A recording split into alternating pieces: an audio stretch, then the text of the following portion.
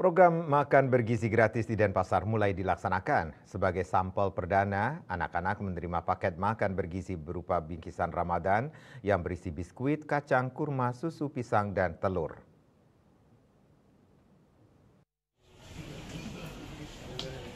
Program makan bergizi gratis di Denpasar menyasar dua sekolah yakni SMP Negeri 1 dan SMP Negeri 6 Denpasar. Dalam rangkaian suasana Ramadan, pembagian makanan bergizi gratis dilakukan penyesuaian dengan memberikan bingkisan pada siswa.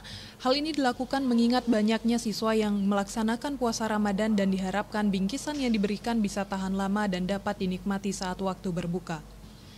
Kepala SMP Negeri 1 Denpasar Niwayan Rayani menyampaikan, pelaksanaan program makan bergizi gratis perdana ini dilakukan dengan sampel pemberian bingkisan Ramadan yang telah disesuaikan dengan kebutuhan gizi siswa.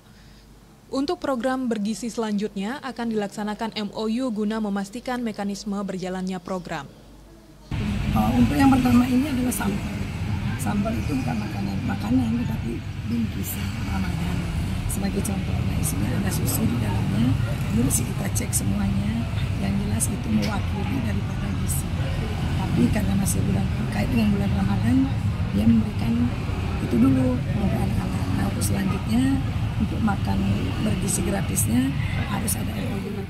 Salah satu siswa SMP Negeri 1 Denpasar, Sri Surya Anindya Putri berharap program makan bergizi gratis dapat berlanjut dan dikembangkan lebih baik serta senantiasa memperhatikan kandungan gizi yang sesuai dengan kebutuhan siswa. Harapan dari saya semoga program ini dapat dilanjutkan kembali dan dikembangkan kembali.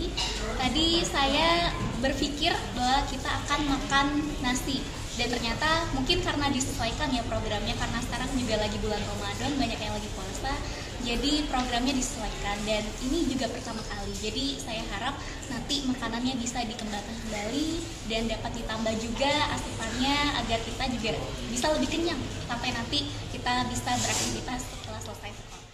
Program makan bergizi gratis merupakan upaya nyata pemerintah untuk menghadapi isu kekurangan gizi. Diharapkan ke depannya program ini dapat terrealisasi di semua wilayah guna memastikan pendistribusiannya berjalan dengan baik.